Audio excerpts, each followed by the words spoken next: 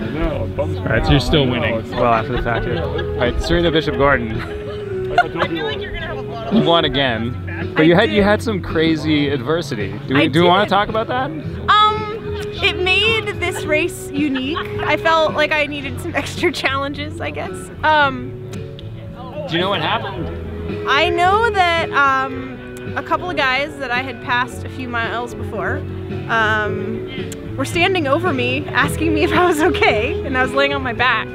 And yeah, so evidently I crashed and hit my head and blacked out for a little while. Did they do the whole, do you know what day it is? Do you know who the president is? Like whole thing? Those guys didn't. They were just asking me like, are you okay? Can you, like, can you eat? Can you drink? And then they let me sit there for a few minutes and then like helped me stand up. And they were like, the aid station's only 4 miles away, which was not true. It was actually 6. What point was this? It was at mile 50. And it was on a super benign, I think, uphill section, so I'm not really sure what was going on. But I was like ahead of like my goal time, so I was like probably overly excited. And what was the goal time? 8:25. What did you do last year? 8:32. You didn't just go for Wix's time? Yeah, you know. Well, it was a little bit, the conditions weren't quite as good as last year. Soft, huh? Yeah. But anyway, so then Dutchman, the medics knew that I'd crashed because the guys had told them. And they asked me all the questions like, what day is it? What's your race number? What's your name? Where are you? And they wouldn't let me leave the aid station until they like checked my helmet and my eyes and my bike. And then they were like, would you like to continue? And I was like, yes, I would like to continue. And then, so you had not been passed at this point by any other women? No, so I asked at the aid station, I was like, did any women come through? And they said no. So it was like, oh, okay. And then I was in the back of my mind, I was like, you already hit your head once and you're not 100%, like you don't want to hit your head again. So, and then going into Metolius Wendigo, which is like kind of tricky if you're not paying attention. I was just a little bit conservative and then just tried to keep my heart rate down on the climbs just to like not overdo it and just hope that I had enough of a lead that it would stick. And my friends were at Edison, so that was like huge motivation. Just like knowing that they were there, I wanted to like get to them. And by the time I got to them, I was like, oh yeah, okay, we can do this. Did you feel strange at all? Did you feel off?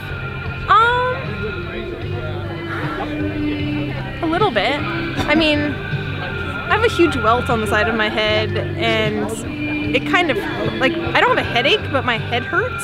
And I cut my ear, it's sort of nasty. So yeah, I felt a little off, like something wasn't quite as it should be, but I think I just kept thinking about the process and like baby steps and just get here, get here, get here. And I know the trails pretty well, and so that gave me a lot of comfort, just like knowing what to expect. And then I saw you. We shredded. And I was like ready to be done. I thought you were kidding when you said, I forgot how you put it, you were like, I went out for a little while or something. I didn't really understand what you were saying. What did I say? I got knocked out. Since last time you saw me, I knocked myself out or something like that. It was confusing. You were like, excuse me? You seemed fine by then. Yeah, I was okay. I ended up passing like a couple of guys in the last maybe 20 miles, and it was a good day. Right, so any like concussion specific recovery? Everyone's giving me advice and telling me what I should do. And everyone's talking to me and saying, "Oh, you sound pretty okay. You're loose and you're fine." But I think just sleeping and not being in really loud environments is probably good. But from what I've learned, concussions are like on a spectrum, and so mine is probably pretty mild since I'm standing here talking to you. But yeah, you're not throwing up. No, not throwing up. It's amazing though, like how powerful the mind is, like the power of wanting something or like wanting to continue, and like the power of positive self-talk in a situation like this, because you're like, you can do this, you can do this, you can do this, and just like being grateful that you're there and being grateful that you can pedal. And All right, so Yeah. is this messing up your schedule at all? What's your next event? Cascade Classic starts on Wednesday. Is that the road race? Yeah. So you're doing that? That's the plan. Yeah. So if everything, like if nothing changes between now and tomorrow and I still feel fine, then I'll probably continue going. What's the next mountain bike thing? Breck Epic. All right. Yeah, it's gonna be awesome. So, have you been out there? Oh, I've raced it. Oh, you have. Are you racing it this year? No, I didn't race it anymore. You race. should come I out. document. Come, talk to Mike. Possibly. Yes. All right.